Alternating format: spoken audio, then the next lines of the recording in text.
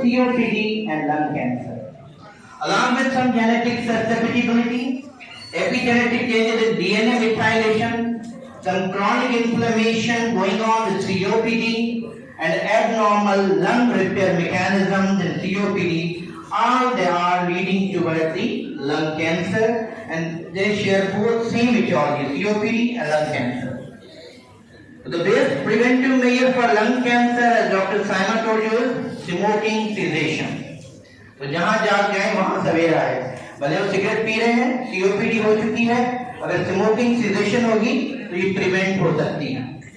The implementation of a screening program has been suggested for early diagnosis of lung cancer in patients with COPD.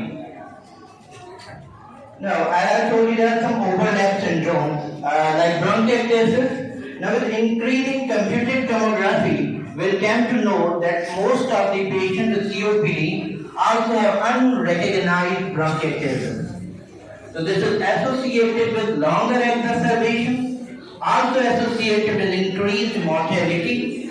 It should be treated according to the usual guidelines, but on COPD, bronchiectasis has a main impact because it will aggressively symptoms and it will increase the duration of the antibiotic therapy.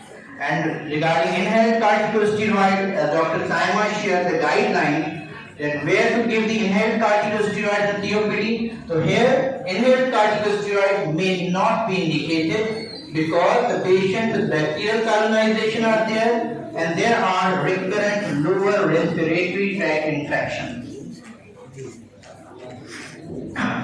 Obstructive sleep apnea. According to study in US adult population, the COPD is only 3. Obstructive pulmonary disease is included in the group of obstructive lung disease. Obstructive lung disease को confirm करने के लिए we need to have measure of pulmonary function और वो हम spirometry से confirm करेंगे. We will see in the next slide how. तो diagnosis में help करेगा, then assessment of severity of airflow obstruction. एक तो spirometry ये बताएगी कि COPD है या नहीं है, फिर ये बताएगी कि अगर है तो उसकी severity क्या है. तो COPD की अब हम आगे जो classification discuss करेंगे, the severity depends upon the degree of airflow limitation or airflow obstruction. And third is for follow-up assessment. There are many other indications for spirometry, जैसे pre-op assessment के लिए भी होती है and many other. But we are talking in the context of chronic obstructive pulmonary disease. तो यहाँ पे diagnosis, assessment of severity and for follow-up assessment. एक patient को आपने initially जो है वो diagnose किया, फिर आपको naturally patient को over a period of time जो है वो follow भी करना है, तो उसकी disease जो है वो static है, progress हो रही है, improve हो रही है, that is by means of follow-up assessment. अब ये spirometry का जो है वो ग्राफ है. We had a wonderful session of spirometry a couple of months ago. तो I am sure जिन्होंने attend किया उनके लिए बहुत आसान होगा, but I will try to make it very simple for you guys. This is how the graph looks like. अब इसमें जो हम दो चीजें देख रहे होते हैं, I am sure 30 students can understand it as well, क्योंकि आप लोगों ने जो respiratory physiology पढ़ी है, you have gone through the respiratory physiology और उसमें ये pulmonary function test का भी discuss. There are different lung volumes and capacity. जो हमारे काम की है वो दो चीजें हैं. First one is the FEV1, which is forced expiratory volume in the first second, and the other is the forced vital capacity. Patient जो है वो forced expiratory एक में lower करता है, उसमें जो total volume exhale करता है, that is your forced vital capacity. This is the total volume and this is the forced vital capacity. और जो first second में exhale करता है, that is FEV1. ठीक है, तो ये this is the time and this is the volume. First second में patient ने जो exhale किया, that is FEV1, और total volume जो exhale किया, that is FVC. अब इनका जो रेशियो है वो नॉर्मली होता है 0.8 और 80% ऑफ प्रेडिक्टेड. 80% से अगर कम है तो that indicates कि there is obstructive airway disease. तो obstructive airway disease का जो ग्राफ है looks like this. इसमें क्या होगा, ये जो P है FEV1 पेशेंट का reduced होगा. तो you can see हाइट है ग्राफ की that is markedly reduced. Height के बाद देयर इज अ प्लेटू जो कि बहुत स्टेबल सा होता है और पेशेंट कैन अचीव इजीली, लेकिन सीओपीडी वाला पेशेंट जो है वो प्लेटू बहुत देर से अचीव करता है बिकॉज देयर इज ऑब्स्ट्रक्शन। तो शेप जो है वो कर्व की कुछ इस तरीके से हो जाती है। तो this is how a curve of a patient with obstructive lung disease looks like. और सीओपीडी के लिए we need a post bronchodilator, क्योंकि ऑब्स्ट्रक्टिव लंग डिजीज में अस्थमा भी आता है, सीओपीडी भी आता है। So we give inhaled bronchodilator and after 10 to 15 minutes again we do the spirometry, दोबारा से ही वॉल्यूम देखते हैं। तो there is improvement in the FEV1। अब जो severity है उसकी classification is code 1, 2, 3, 4। So that is ये depend करता है। Symptoms are mild, even they should be tested. There is no evidence to change the COPD medication during the COVID-19 pandemic, so the patient should keep taking their usual medicine.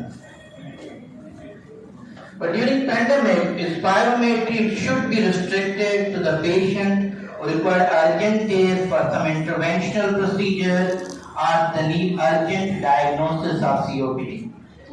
Even some COPD patients practice the same physical distancing, the same shielding, sheltering in the place with telecommunication with their contacts, with their family members, and they continue to keep active. Guidance for remote like phone, virtual, or online COPD patient follow-up, and there is a printable checklist which shared by Dr. Saima should be provided to the patients. So there are no more changes in a patient having COVID-19 and COPD. A high index of suspicion for COVID-19, it needs to be maintained in patients with exacerbation of COPD, especially if these patients present with a fever, they present with some GI symptoms, are having impaired taste or smell. So I'm sharing some symptoms like fever is present in more than 60% of patients with some fatigue, confusion, diarrhea, nausea, vomiting, muscle aches and pain, anosmia, dyspepsia, and headache. These are some symptoms for COVID-19, but they may mimic with COPD. So let's have a look how we can differentiate between the symptoms of COPD and COVID-19. In case of COPD, patient must have cough and shortness of breath only. But if we have mild COVID-19, he may develop the constitutional symptoms along with fever, increase in the breathlessness, increase in the cough, fatigue, and patient may have diarrhea. If the symptoms were and there is involvement of the infiltrates on the CT, then the increase in shortness of breath with or without hypoxia, with PaO2 and FiO2 ratio should be less than or equal to 100 mm of mercury, and the further advancing stages of ARDS. And ARDS, the patient may have cardiac failure, venous thromboembolism, septicemia. And in convalescent COVID, patient again has shortness of breath, cough, and complaints of deep fatigue. And each stage have different treatment strategies according to COVID. But for COPD, you continue the usual COPD maintenance treatment irrespective of the COVID-19. These are the same guidelines for SARS-CoV testing. This is swab from saliva, PCR if due, or worsening respiratory symptom, fever, and a symptom that could be COVID related. You can send the same PCR as in other patients without COPD. Other investigations, as I told you, avoid the spirometry unless essential. You have to consider the CT for COVID pneumonia to exclude other diagnoses in the pulmonary embolism. Avoid bronchoscopy unless essential, and assess the patient for co-infection. COPD pharmacotherapy, you have to ensure the adequate supplies of medicine, and there is no change in the medicine of COPD. with no any change in the non-pharmacological therapy. Patient must maintain a physical activity as a must.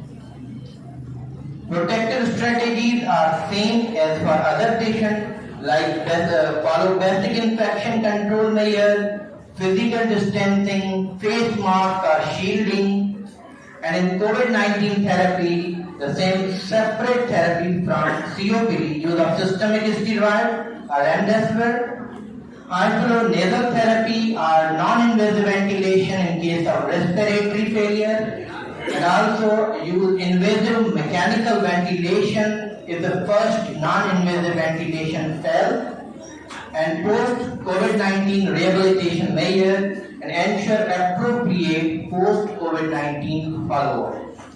So take-home messages: if there are comorbidities, they just can impact the history of COPD, they can worsen the symptoms, they can change the clinical picture of COPD, but the treatment of the comorbidities and the COPDs are different. They should be treated as per usual guidelines. So before thanking you, let me share one message. You will never know just how much you value your breath until you can't breathe. So love your breath and thank God for having you. Thank you very much.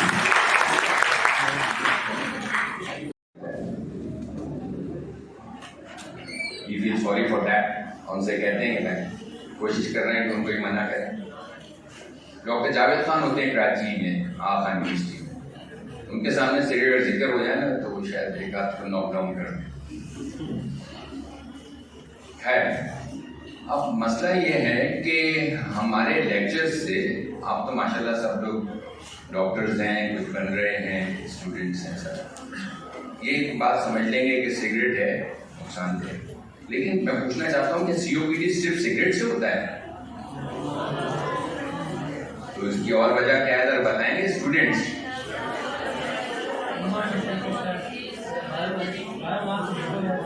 Biomass. Biomass से क्या मतलब है बेटा? सिंध में तो कोई मसला नहीं होता, हमने नहीं देखा. ये सरहद में होता है, बहुत ज्यादा होता है. क्यों? कभी सोचा है?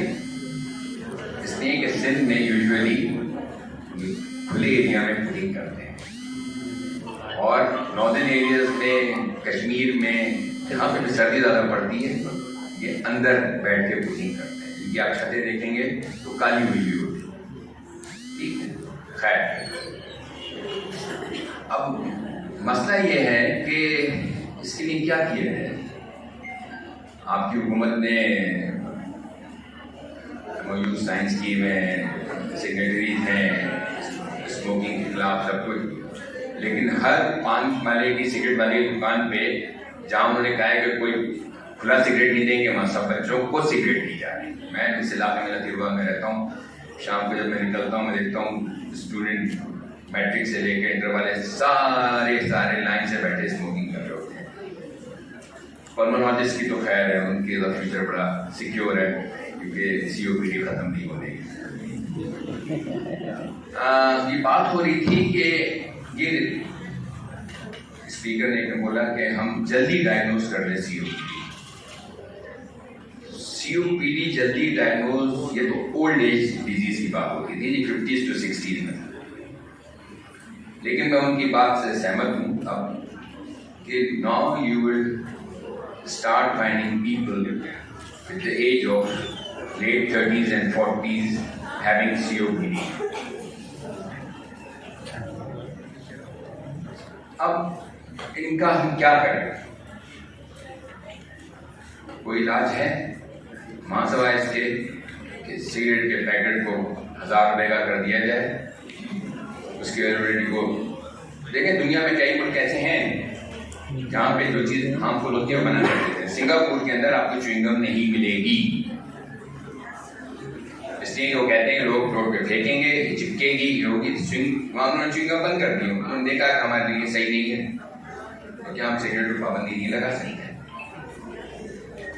अवेयरनेस, डॉक्टर्स की अवेयरनेस इतनी इम्पोर्टेंट नहीं है, पब्लिक अवेयरनेस इम्पोर्टेंट है.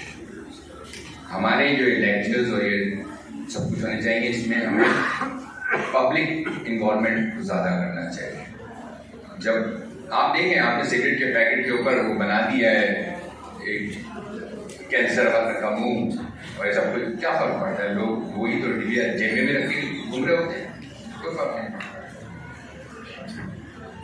और अनफॉर्चुनेटली लोग जब वहाँ पर पहुँचते हैं तो काफ़ी लेट होते हैं। खैर, डायग्नोसिस हो गई। अब आते हैं हम इसके इलाज की तरफ। ये भी एक बड़ा मसला है, कोई आसान काम नहीं है इसको ट्रीट करना। और we have in the armoury very few drugs. क्या है हमारे पास? ब्रोंकोडायलेटर्स और क्या? स्टीरॉइड्स। स्टीरॉइड्स को हम बड़ा बोल होते हैं, क्या स्टीरॉइड हम ऐसे ही दे सकते हैं इतनी आसानी से?